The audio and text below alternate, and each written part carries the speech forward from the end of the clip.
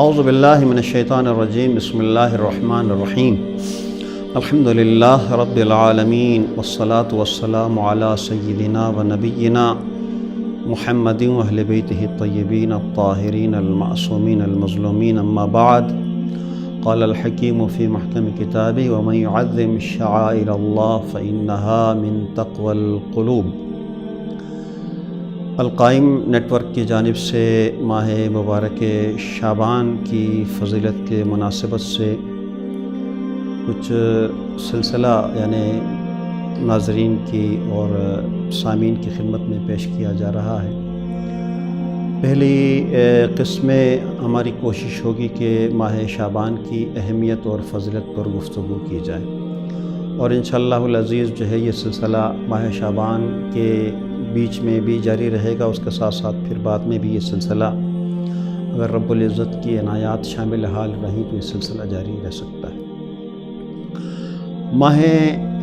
رجب، ماہ شعبان اور ماہ رمضان یہ تسلسل سے 3 ایسے مہینے ہیں کہ جو اگرچہ تمام مہینے اللہ کی جانب سے ہیں، اللہ کے مہینے ہیں،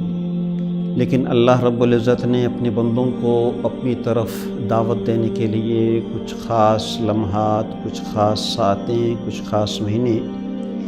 عطا فرمائے ہیں، جن میں سے پہلا ماہ رجب ہے۔ جیسا کہ روایات میں ملتا ہے کہ ماہ رجب کو اللہ کا مہینہ قرار دیا گیا، ماہ شعبان کو پیغمبر اسلام کا مہینہ قرار دیا گیا، اور ماہ رمضان کو امت کا مہینہ قرار دیا گیا۔ لہٰذا یہ مسلسل وہ 3 مہینے ہیں جس کے اندر انسان اپنی اصلاح کر سکتا ہے، اپنی نفس کا تزکیہ کر سکتا ہے اور اپنا محاسبہ کر سکتا ہے،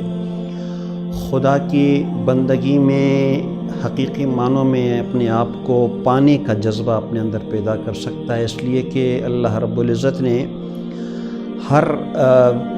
آئینہ، ہر صورت جو ہے وہ اپنے بندوں کو اپنی طرف جو ہے وہ دعوت دی ہے، اور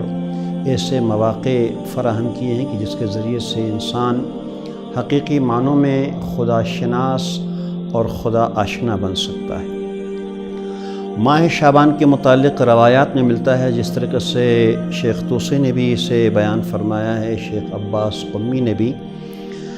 بیان فرمایا ہے، اور روایت کی ہے صفوان جمال سے کہ جو حضرت امام جعفر صادق کے ایک ممتاز صحابی تھے۔ صفوان جمال فرماتے ہیں کہ میں نے چھٹے امام حضرت امام جعفر صادق علیہ السلام سے سنا کہ جب کبھی بھی شعبان کا چاند نظر آتا تھا تو اسی طریقے سے امام نے فرمایا کہ میں نے اپنے جد سے سنا، اپنے بابا سے سنا۔ اس طریقے سے یہ روایت کی گئی حضرت امام زین العابدین علیہ السلام سے کہ امام زین العابدین فرمایا کرتے تھے کہ میں نے اپنے بابا حسین شہید کربلا سے اور میرے بابا نے امیر المومنین سے سنا کہ جب بھی شعبان کا چاند نظر آتا تھا رسول گرامی خاص اہتمام کرتے تھے، اور مدینے میں ایک منادی کراتے تھے، اور وہ منادی یہ ندا کرتا تھا کہ میں پیغمبر اسلام کی جانب سے یہ ندا کر رہا ہوں کہ پیغمبر اسلام نے فرمایا کہ یہ آنے والا مہینہ شعبان کا مہینہ میرا مہینہ ہے، خدا رحمت کرے ان لوگوں پر جو اس مہینے میں میرا ساتھ دیں، میری مدد کریں۔ اور ساتھ ساتھ یہ بھی ندا دی جاتی تھی کہ پیغمبر اسلام کی نصرت یا پیغمبر اسلام کی مدد اس انداز سے کی جا سکتی ہے کہ اس مہینے میں روزہ رکھا جائے۔ تو اس روایت کے مطابق چونکہ یہ مہینہ پیغمبر اسلام کا مہینہ اور پیغمبر اسلام نے دعوت دی ہے، اگر کوئی شخص میری مدد کرتا ہے اس مہینے میں، میرا ساتھ دیتا ہے، تو یہ یقیناً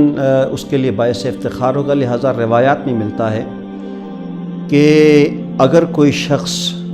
رسول خدا کی خوشنودی کے لیے اس مہینے میں 1 روزہ رکھے تو اس کے اوپر جنت جو ہے وہ واجب ہو جاتی ہے۔ اور شعبان کہنے کا مقصد، اس کا نام پڑھنے کا بھی مقصد یہی ہے کہ جس طریقے سے مختلف شعبہ ہوتے ہیں کسی بھی زندگی کے، حیات کے، اسی طریقے سے اس کے اندر بھی مختلف حصے ہیں۔ ایک حصہ جو ہے وہ عبادات کا ہے، ایک حصہ جو ہے وہ صدقات کا ہے، ایک حصہ جو ہے وہ خیرات کا ہے، ایک حصہ جو ہے وہ اخلاقیات کا ہے۔ لہٰذا اسی بات دوسرے روایتوں میں ملتا ہے کہ اس مہینے کے اندر جو سب سے اہم ترین چیز ہے وہ اللہ رب العزت کی بارگاہ میں استغفار کرنا ہے، اس کے بعد صدقہ دینا ہے، اس کے بعد روزہ رکھنا ہے، اس کے بعد بیماروں کی عیادت کرنا ہے، اور روایت کے اندر جو الفاظ ذکر ہیں وہ مومنین کے درمیان صلح کروانا، آشتی کروانا۔ اور اس روایت کے ذیل میں آتا ہے اگر باپ بیٹے میں اگر کوئی ناراضگی ہو اسے دور کیا جائے، ہمسایہ کے درمیان کوئی اگر خلش رہ گئی ہو اس کو دور کیا جائے۔ اسی طریقے سے ایسی چیزیں کہ جو اکثر و بیشتر لوگ اس کی طرف توجہ نہیں دیتے، اس مقدس مہینے میں ان اعمال کو انجام دینے، ان امور خیریت سے وابستہ رہنے کی جو ہے وہ تاکید کی گئی۔ جس طریقے سے شیخ طوسی نے ایک اور روایت میں فرمایا ہے کہ اگر کوئی شخص اس مہینے میں بیمار کی عیادت کرتا ہے، کسی یتیم کی کی سرپرستی کرتا ہے، بیمار کی تیمارداری کرتا ہے، مومنین کے اندر اگر صلح و آشتی کو فروغ دیتا ہے، کسی محتاج کی مدد کرتا ہے، کسی نادار کی معاونت کرتا ہے، کسی یتیم کی سرپرستی کرتا ہے، اس کی ترغیب دلائی گئی ہے اس مقدس مہینے میں، تو پس یقیناً یہ اللہ سے قرب حاصل کرنا، اللہ سے قریب ہونے کا مہینہ، اللہ کی رضا کو حاصل کرنے کا مہینہ ہے۔ اور انشاءاللہ پھر دوسرے سلسلے میں ہم جو ہے وہ تھوڑے اس کی اور وضاحت کریں گے کہ اس مقدس مہینے میں کیوں اتنی فضیلت رکھی گئی۔ لہٰذا ہماری کوشش یہ ہونی چاہیے کہ اگر کوئی ماہ مبارک رمضان کو پانا چاہتا ہے وہ اپنا محاسبہ ماہ رجب سے شروع کرے، اور رجب کے اندر جو رجب بھی توبہ اور استغفار کا مہینہ ہے، اسی توبہ اور استغفار کے سلسلے کو جاری رکھے، اس کے اندر مزید بہتری لائے ماہ شعبان کے اندر۔ اور پھر ماہ شعبان کے پیغامات کیا ہیں، ماہ شعبان کے دامن میں کون کون سی خوبصورتیاں ہیں، اس کی طرف جو ہے انشاءاللہ اگلے سلسلے میں جو ہے وہ گفتگو کی جائے گی۔ تو پس انسان کو چاہیے کہ اگر کوئی ماہ مبارک رجب کو پانا چاہتا ہو وہ ماہ شعبان میں اپنی اصلاح کرے، اور اصلاح کا بہترین ذریعہ یہی ہے کہ رسول خدا کی خوشنودی کے لیے کم سے کم ایک روزہ جو ہے وہ رکھے، اور اس کا ثواب جو ہے وہ پیغمبر اسلام کو ہدیہ کرے۔ پروردگار کی